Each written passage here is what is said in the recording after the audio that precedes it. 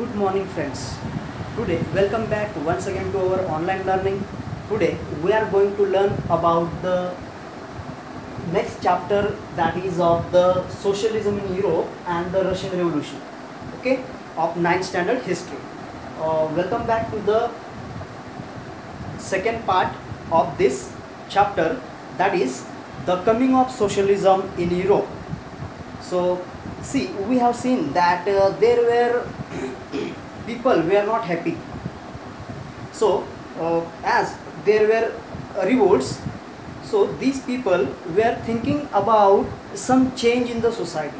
So perhaps one of the most and far-reaching visions of how a society should be structured was the socialism. Was what? Socialism. So what is socialism? Let me tell you first what is socialism. Socialism means the property should be owned by the people in large. Okay, the property should be owned in collectively by the people. Whatever benefit the government gets should be utilized by the government for the benefit of other people as well. That is socialism. Working for the other people or backward people or the poor people, that is socialism. So in Russia there were, as industrialization came, okay, there was emergence of some capitalist people. At the same time in Russia there were some proletariat. Proletariat means working class people who used to work in factories for more than 12 hours. They had no proper sanitation, no proper housing. They were living in crowded areas and in slum areas. So in such situation people were thinking, some ideas were coming up, that is the socialism. Okay, so perhaps the far-reaching vision of how society should be structured was the socialism. So by the end of, or by the mid of the 19th century, by the mid of the 19th century, by the mid of the 19th century, there attracted or came a different ideas about the socialism. Okay, so socialists were against the private property. What was socialism? They were against private property.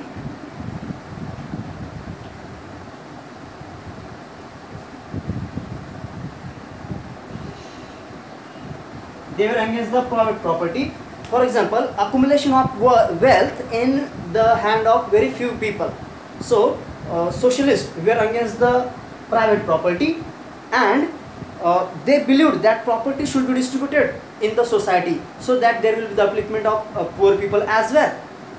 So again, how could a society without the property could operate then? What would be the basis of the socialist society? So socialists had different visions. Socialists, a group of people, had different vision about the socialism. I would like to give you one example of Robert Owen. Okay, Robert Owen. Robert Owen. He was a leading British manufacturer. This Robert Owen, he was a leading British manufacturer, and he had thought to build a cooperative community. He had thought to build what? Cooperative community. Cooperative community. He had thought to build the cooperative community. So what is cooperative community? Cooperative means a group of people should come together and they should work, and whatever benefit is there, that should be divided by them equally amongst themselves. According whatever profit they earn, that profit should be divided by them. That is the cooperative community. So this Robert Owen, a British manufacturer, leading manufacturer, okay, he was of this opinion that he wanted to build the cooperative community, that is New Harmony in Indiana, that is in USA. Okay, New Harmony in Indiana, that is in USA. Again uh, there were other thinkers as well. Take another thinker, for example, Louis Blanc. Okay, Louis Blanc. Louis Blanc.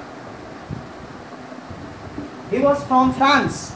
Louis Blanc was from France. He was also of the opinion that a government should take the initiative in order to encourage these cooperatives. Alone individual cannot do. Alone individual cannot build the cooperative society, or there cannot be socialism. So this Louis Blanc from France, he wanted that government should encourage, means it is the responsibility of the government also to encourage the cooperatives, okay, and replace the capitalist society. Government should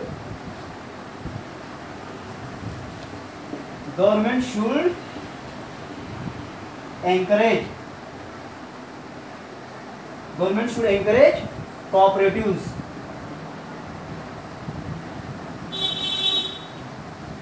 and the capitalist society should be replaced, and capitalist should be replaced,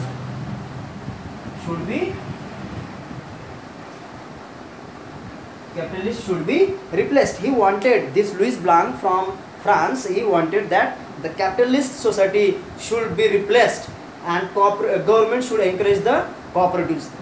Again, some another thinkers like Karl Marx, Friedrich Engels, they also added their ideas in this debate of socialism. So Karl Marx argued that the society was capitalist.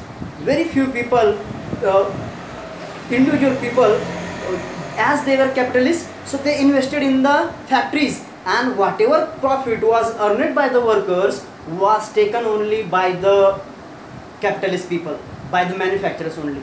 And in this way, workers were kept aside.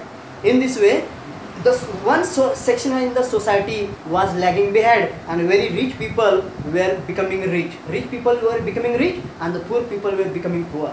So this Karl Marx and Friedrich Engels, they also argued for the socialism.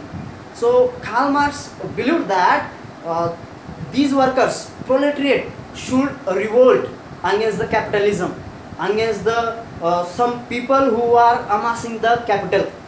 So Marx believed that to free themselves from the capitalist exploitation, workers had to construct radically socialist society. What Marx believed? To free themselves from the capitalist society, workers had to construct radically socialist society. It means what?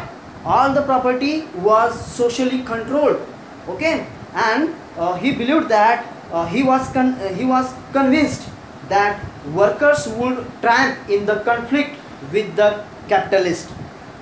Again, a communist society was the natural society of the future.